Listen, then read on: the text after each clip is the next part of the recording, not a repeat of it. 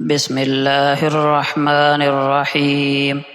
رسول اللہ صلی اللہ علیہ وسلم کا پاک فرمان ہے، عقل مند آدمی وہ ہے جو اپنے نفس کو قابو میں رکھے اور موت کے بعد کی زندگی کے لیے تیاری کرے۔ دوستو، دنیا کی زندگی دراصل امتحان ہے، اور امتحان میں وہی کامیاب ہوتا ہے جو جواب صحیح لکھے۔ اسی طرح ہماری اصل کامیابی نیک اعمال میں ہے۔ نبی کریم صلی اللہ علیہ وسلم نے فرمایا، جس نے اپنے بھائی کی خطا معاف کی، اللہ تعالیٰ قیامت کے دن اس کے عیبوں کو چھپا لے گا۔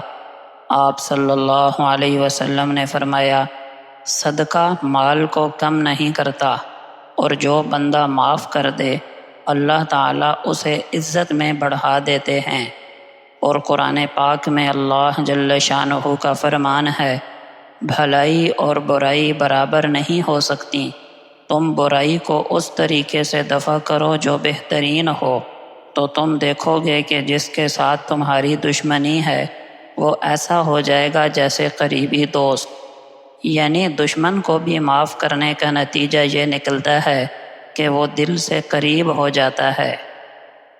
ایک شخص نے عرض کیا، اے اللہ کے رسول، مجھے کوئی نصیحت فرمائیے۔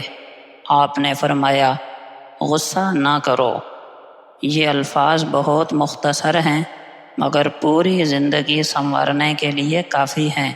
اگر انسان اپنے غصے پر قابو پا لے، نہ گھر برباد ہوگا، نہ رشتے ٹوٹیں گے، نہ دوستیاں دشمنیوں میں بدلیں گی، بلکہ سکون اور محبت قائم رہے گی۔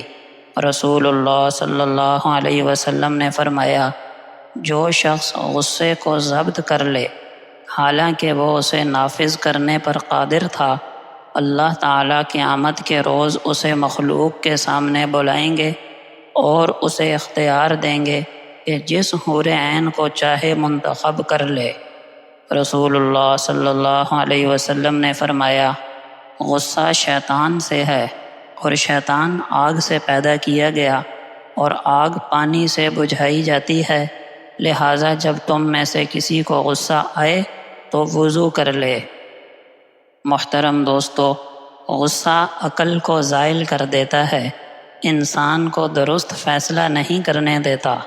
غصہ رشتوں میں دراڑیں ڈال دیتا ہے، میاں بیوی، والدین اور بچوں میں نفرتیں پیدا کر دیتا ہے۔ غصہ دل کی سختی، بیماریوں اور بے سکونی کا سبب ہے۔